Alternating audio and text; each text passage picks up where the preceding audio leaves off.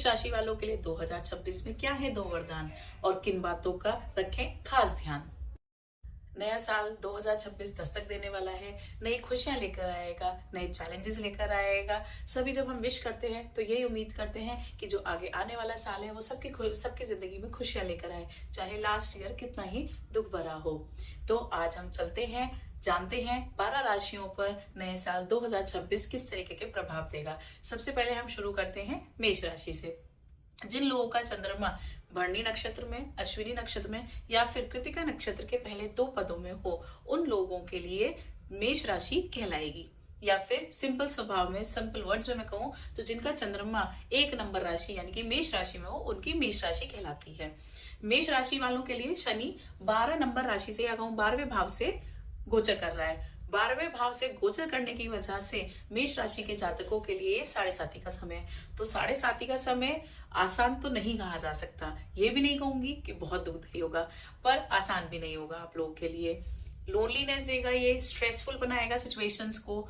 आप जो भी काम करेंगे वो बिना कर्म करे आपको फल नहीं मिलेगा। आप ना चाहते हुए आपको कर्म करना ही पड़ेगा, आप आराम नहीं कर पाएंगे। लेकिन साथ ही साथ में इसका अच्छा प्रभाव ये है कि आपको करियर अपलिफ्टमेंट मिलेगा। आप कोई जॉब ढूंढ रहे हैं या कोई जॉब चली गई है, काफी टाइम से वेट कर रहे हैं, इस साल वो आपको जॉब मिल सकती है। आप कहीं प्रमोशन के लिए अप्लाई करना चाहते हैं तो आपके प्रमोशन होने के मैक्सिमम चांसेस होंगे।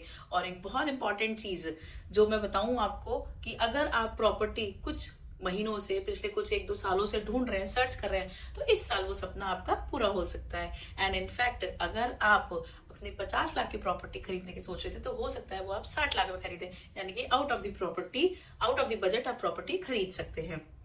थोड़ा सा लोनलीनेस होगा, थोड़ा स्ट्रेसफुल होगा, थोड़ा कर्म बढ़ेगा, पर ठीक है, कुछ अच्छा भी मिल रहा है तो कुछ बुरा भी होता है। अब मैं बुरा नहीं कहूंगी, इसको कम अच्छा कहेंगे।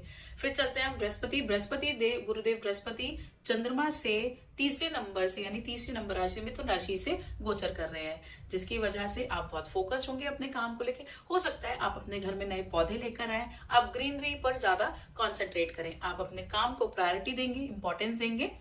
और साथ में जो रिलेशनशिप इश्यूज अगर आपके चल रहे हैं तो वो इस साल सॉर्ट होंगे। थोड़ी बहुत नोकझोंक तो सबके साथ है, लेकिन बहुत बड़े इश्यूज इस साल जनवरी से लेके मई के बीच में आपके नहीं होंगे तो बहुत जल्दी से, बहुत आसानी से सॉर्ट हो जाएंगे। जो लोग अपने बॉस से परेशान हैं, उन लोगों के बॉस थोड़ा कम परेशान करें, इनफैक्ट आपको अप्रिशिएट करेंगे। जो मेष राशि के जातक हैं उनके बॉस उनका सपोर्ट कर सकते हैं, उनको अप्रिशिएट कर सकते हैं और तंग भी नहीं करेंगे। और जो उनके गुरुजन हैं या जो उनके टीचर्स हैं वो उनको अच्छी तरह से गाइड करेंगे। गुरुदेव बृहस्पति 3 नंबर राशि में गोचर होने की वजह से आपको ज्यादा प्रॉफिट देंगे, यानी कि जिस तरीके से आप कर्म करेंगे उससे बहुत अच्छा आपको लाभ मिलेगा। लेकिन बहुत स्पेशल चीज, एक छोटी सी चीज जो आपको ध्यान रखनी, छोटी कहूं या बड़ी कह सकते हैं हम, कि आपने बच्चों का स्पेशली आप ध्यान रखें। बच्चों के कमर या फिर पैर में कोई चोट आ सकती है या फिर हो सकता है कि उनको कोई फ्रैक्चर भी हो, तो इस चीज का स्पेशली आप ध्यान रखें। और एक अपनी हेल्थ का, आपको एसिडिटी की शिकायत हो सकती है, ब्लॉटिंग की शिकायत हो सकती है, एसिड रिफ्लक्स की प्रॉब्लम हो सकती है। इन तीनों चीजों का आपको स्पेशल केयर पे ध्यान रखना है। अब मई तक तो ये, जनवरी से मई तक तो ये वाला कंसर्न था। अब जब जुपिटर आपका जून से लेकर दिसंबर तक कर्क राशि से गोचर करेंगे तो आपको स्पेशली ध्यान रखना है अपने माता के स्वास्थ्य का। उनके स्वास्थ्य का ध्यान रखें और अपने लंग्स के स्पेशली ध्यान रखें, अपने साइनस का, अपने कफ का बहुत ज्यादा स्पेशल टेक केयर करें। बाकी आपके लिए मिला जुला साल रहेगा, आपका साल शुभ रहे।